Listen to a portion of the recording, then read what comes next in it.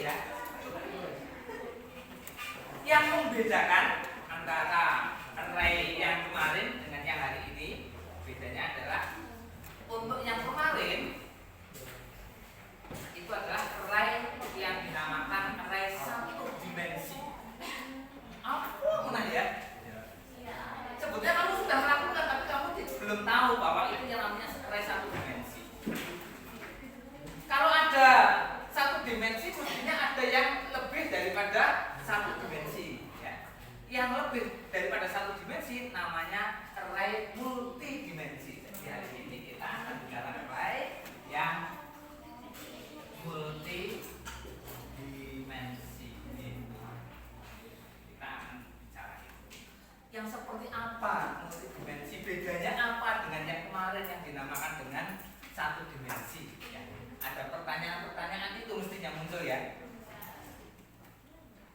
Bentuknya seperti apa? Kalau yang kemarin sudah tahu bentuknya menurutnya ada nama variabelnya, kemudian ada data-datanya ada di dalam tanda kurung gak ya.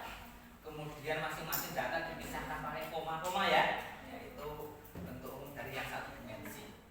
Yang dua dimensi bagaimana? Terus contoh penggunaannya seperti apa? Bahkan nanti kita sampai ke membuat program pengelolaannya seperti apa, gitu ya. Nanti harapan.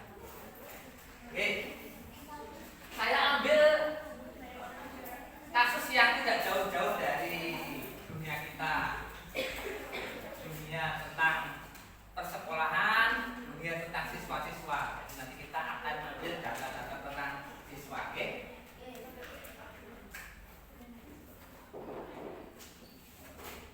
Tentang siswa.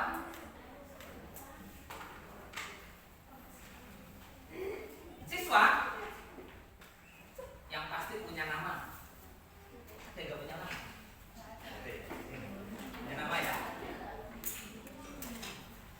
Nama siswa memungkinkan sama antara satu dengan yang lainnya, betul ya? Memungkinkan. Maka di sekolah kita untuk membedakan antara satu siswa dengan siswa yang lain, supaya betul-betul kelihatan bahwa ini misalnya sama-sama bejo, ini bejo sing ganteng, apa bejo sing dhuwur, apa bejo sing sregep. Sing apa aja ya. Bejo yang mana? Maka ada pembedanya. Apa pembedanya kalau di sekolah kita? Apanya? Ya, nomor induk siswa. Ya, saya ambil ya nomor induk siswa. Ada NIS, ada nama. Oke. Kalau kemarin kan mungkin hanya nama buah, ya, rambutan, ya. Kalau di sini tidak hanya nama siswa, tapi ada NIS-nya. Atau sebaliknya tidak hanya NIS saja, tapi ada namanya. Lihat ya, sudah mulai kelihatannya berbeda ya. Disinilah kelihatan bahwa ini ada pembedanya. Sudah mulai kelihatan bahwa ini yang namanya multidimensi. Oke. Supaya nanti tidak terlalu lama dalam hal mengetiknya, saya ambil untuk NIS-nya nggak usah banyak-banyak ya.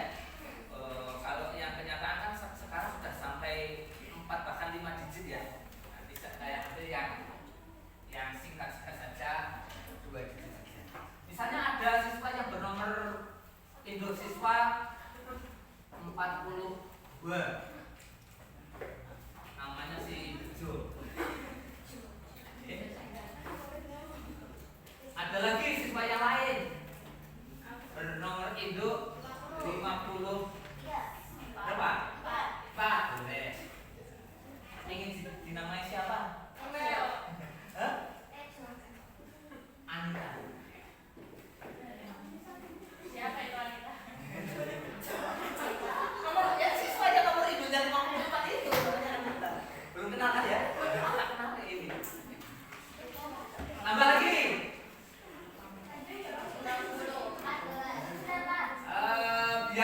Biar agak ngacak. Kalau ini kan makin besar ya turunkan ya. 30 berapa? 5. Mau diberi nama siapa? Kita.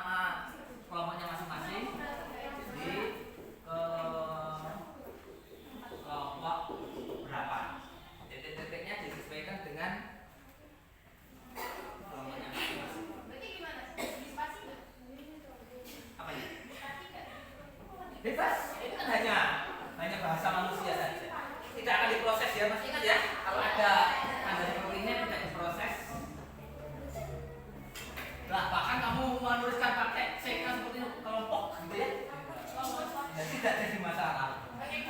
Pakai X juga tidak jadi masalah. Tapi ini hanya juga. Tapi nanti ketika sudah sampai perintahnya yang menggunakan bahasa pemrograman gimana? Yuk, siapkan.